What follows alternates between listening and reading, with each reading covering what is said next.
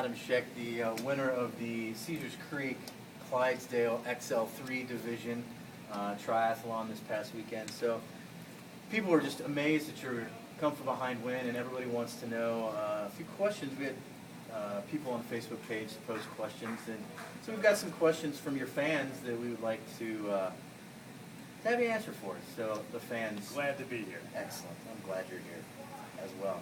So would you talk about your race strategy overall for the weekend? My race strategy for the weekend.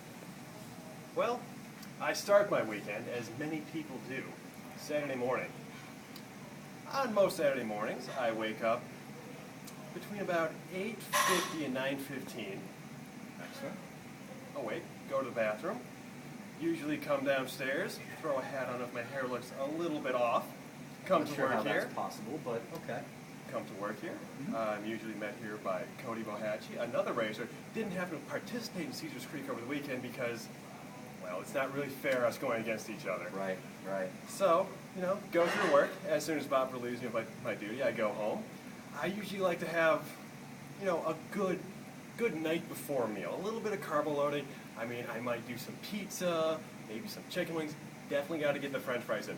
French fries are important. They have both carb and oil, which are both very important for a real pre-race meal. Get you going, feel pumped up and fast and light. Yeah, that was one of the questions. A lot of people want to know about your pre-race nutrition. So is that Saturday night, or you do that again on... That's Saturday night. Okay. Definitely load up Saturday night. You want to go to bed feeling like you have a cinder block in your stomach, not a brick. A lot of people think brick. It needs to feel nice and heavy. No, cinder block. You need to be nearly in pain. Yes, yes. You want to sleep soundly. Nothing helps you sleep as soundly as really being stuck to the bed. You know, not even wanting to get up to use the restroom. Right. So, okay, that's my night. Excellent. Wake up. I believe you were alluding to, you know, my actual pre-race meal, which I really do enjoy. The bonk breakers help me get going. I love them. Yeah. I will have an apple, usually candied. What's your favorite flavor of the bonk breaker? You know, I must say it's a tie. I love the blueberry oat as well as the apple pie. Pie especially because pie is good. It's delicious. Particularly for a portly fellow. Yes, I would agree. So any other race strategy tips and information you'd like to give out to your fellow viewers? Well, I can't give out too much, of course, because of course. You know, right, mid-season. True. But you know, you go into it and you just got to realize, you know, I'm great. You know, no matter how bad I do, it's still going to be pretty awesome by most standards. Sure, sure. I mean, you know yourself, if you remember at the Xterra when I passed you. I do. Yes, that was another good race of mine. Yes, but yes, it was. Yeah, you just start the race saying, you know what, I'm just gonna do super today, right. And that's how I go out and attack it. Well, that's good. That's a good mental strategy for most racers. So the course got changed a little bit due to some other issues beyond our control. How did you deal with those course changes a few days before the race started? You know, the course changes didn't hurt me too bad. Why is that? Because going back to, you know, the previous question, I don't worry about that. I mean, I haven't even looked at the course beforehand. Okay. It doesn't matter. It's like to fly blind. Exactly. Just follow the crowd. But the crowd's behind you, so that seems... They have to follow someone. True. One of the other questions that some of your local fans had, it says, given your ability on the road bike, how do you account for the stunning lack of off-road competency? Does it still frighten you? I will admit it is frightening. True. But me, the kind of gentleman I am, I enjoy Mother Earth. I go green. I do not want to harm a speck of dirt out there. And that's really where I stand. I mean, leave it like you found it. It's a great strategy there. On no carbon footprint. Right.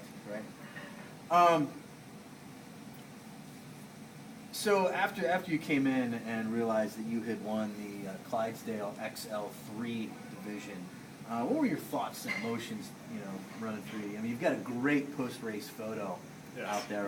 Actually, I think you said you had 4. I do believe I had 4, yes. 4, where most people only get 1, so obviously it must have been a momentous occasion. So. Well, it's things you expect being as handsome as I am. Right. I mean, we all can only hope. Yeah, it's a shame sometimes, but True. I remember crossing the finish line saying, "Yep, Adam, you did it. You did it again. Again. Good for you, friend. That's right. Let's go find those cookies. Right. Because one of the very nice things about HFB, cookies. Peanut butter and jelly sandwiches as well. It's nice, but, you know, a good cookie trumps anything, any day. All right. So, and that actually kind of leads us right into our next question. So, if you could be any traditionally non-Arctic, fat-laden animal, what animal would you choose to be? Non-Arctic fat-laden animal. Right. That is a very interesting question. I think, well, it's what I would want to be or what I really akin myself to. Which one would it be? What I desire to be or what I think I am most like? Well, let's do both. Oh, okay. What I would like to be, I think would be an obese horse. I'd like a petting zoo. People come by and say, hey, look at that horse. It's a nice looking horse. True. I'm not going to shoot it, never a racehorse, so good for that. And what I akin myself to, I imagine, would be an obese tiger.